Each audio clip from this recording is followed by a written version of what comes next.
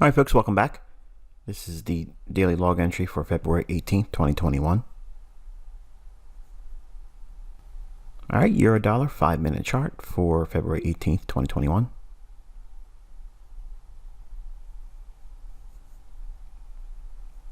Okay, so we have midnight New York time. You would have the opening price here annotated and extended out in time. I just didn't include it here because there's already a lot of lines in here. I want to draw your attention to those more specifically. Rejection block, low, lower low. So the stops below here, taken, ran away, came back down, does not take this low out. This is where you focus.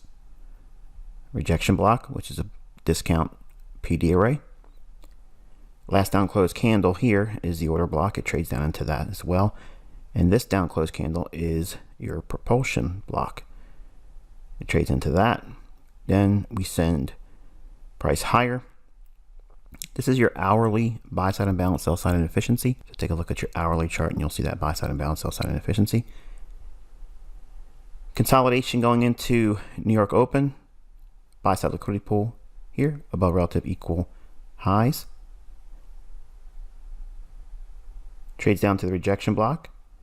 Lowest closing price in the swing. New York Open kill zone. Rallies. 10 pips. So it's a 10 pip sweep above the buy side liquidity pool that's here. So we're looking at a 10 pip sweep there.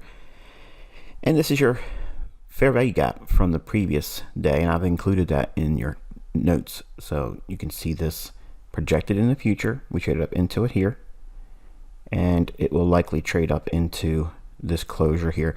It'll be interesting to see if we can get above that fair value gap and then find it as support maybe at the premium high or the consequent encroachment, which is midpoint. So we'll look to see if there's any kind of accumulation there to see if dollar index wants to trade lower. Institutional order flow entry drill here at or below the low. Hits it there, starts to rally up. Small little fair value gap in here. Real close to that. Didn't quite get to it for my liking. But still, nonetheless, it's traded off of that pretty handsomely.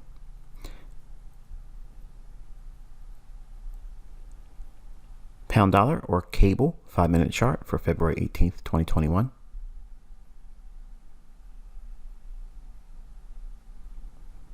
All right, so we have rejection block again. We have a low, lower low. Go back to the lowest down closing price. London Open kill zone. Your opening price would be here also, extended out in time, but you can see there's too many lines there to draw the difference between them. This level here is the mid-figure 138.50. We talked about that yesterday. So we rallied up. Came back down into the order block here and that mid-figure level, mid-figure 138.50. Okay, price rallies away, makes a run here on a nice bullish candle, and immediately goes back down here. I'm gonna zoom in here for you guys so you can see the candle's high, the one up close candle immediately after that. Then we open and trade down immediately, the very next candle after this up close candle goes right back down into here. So normally we see like this. This is what you're used to seeing thus far. Candles high, big candle, next candle low, and we're focusing right there for the fair value gap in the form of a buy side imbalance, sell side inefficiency. When you see this, okay, the market is deferring this rebalance. It's not in a hurry to get back down there. One of the things I like to see is when the market trades down into this up close candle, where we would expect normally to see it create a fair value gap. If it opens and trades down immediately there and starts to rally, that's an instance where you can anticipate quick rush away type scenarios where the market's in a hurry to go somewhere. And you can see it does it 2 times here. It gives you an immediate rebalance to this candle here, there, and it does it as well here. Boom, immediate rebalance, and then sends it. Now notice the difference between the price action after the fair value gap. Yes, it goes higher, but look at the immediate surge that happens after you get the immediate rebalance.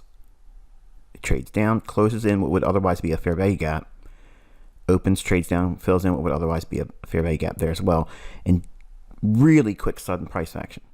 Okay, so if you recall, there's instances where I've shown you my live entries and executions, and I was recording them and putting the annotations up as the market was about to do what I was expecting to see happen, where you'll see me say, okay, I'm looking for expansion now, or I'm looking for immediate surge in one direction, or it should drop now. Many times when I was doing those annotations, this was the PD array that I was working off of. Now, I never drew any attention to it, but because you're in mentorship, you're learning that signature here. So it helps you read and helps me read the price action when it should be a sudden movement in the direction you're looking for. So immediate rebalance is that signature. And you'll learn more about this in commentary. So please don't send me emails. Can you teach you a little bit more about that? Yes, I'm going to teach more about it. I'm talking about everything. Okay, throughout this year, you're going to be getting the final treatment for everything that you've already been introduced to, and plus new things I haven't taught yet.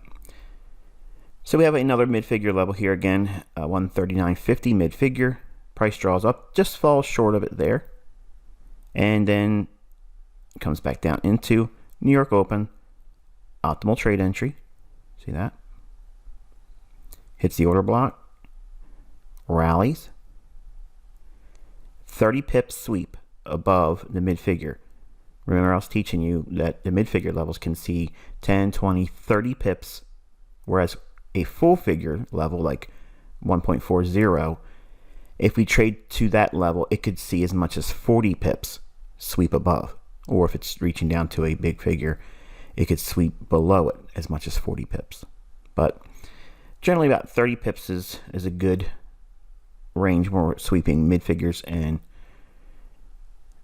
even the large round number big figure levels too. But if we work with the 80 levels, like here's 139.80, and then the 20 level would be 139.20. Those tend to be like 10, 15, 20 pips sweeps if they're being utilized for stop runs. The signatures really are consistent with the mid figure and the big figure when it comes to the rules that I look for. It doesn't mean you can't see a 40, 50 pips sweep on any of these levels. It just means from a characteristic standpoint, those levels usually have these characteristics and personality traits.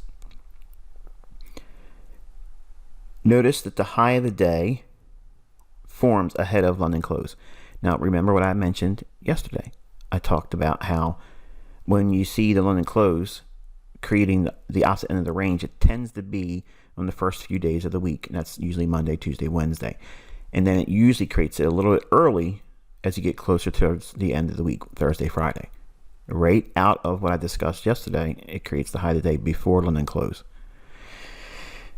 I'll teach more about why it does that and instances when you don't look for that to happen and you can wait for London close to give you a better exit or the high of the day. Because it isn't always just Thursday and Friday, it's failing to make the high of the day in London close. Sometimes there's other instances that would lead to it creating the high of the day inside this window of opportunity. Okay, the market trades back down into the order block. So we have the initial order block here, trades down to it here with optimal trade entry for New York. And then in London close, remember what I was mentioning before about how London close setups aren't always the high of the day when it's been bullish and you can do counter trend shorts. Like I used to teach that as a London close trade on baby pips. That's a small little scalp, but it isn't always a good idea to do that. Many times, if you have a higher time frame premise, where it's maybe in this case bullish, if we're looking for that lower price in dollar, and we thought that the last couple of days was just a retracement, if that is the case, then this could lead to bullishness on British pound, and you could use the London close time period to get in sync with that higher time frame trade. So what am I saying here? In your notes for right now, and you just want to annotate the specifics about London close, this time window or kill zone is good for getting in sync with the higher time frame that may be bullish or bearish. So if we are looking for lower prices dollar, higher prices euro cable, then you could time many instances where the higher time frame trend will resume with a setup that creates a low or an optimal trade entry or stop run like we see here, and then it rallies up. So this could potentially trade up into the 1.40 level, maybe a little bit more than that. And I'm going to counsel you to go back and look at those levels I've mentioned on the monthly and the weekly chart.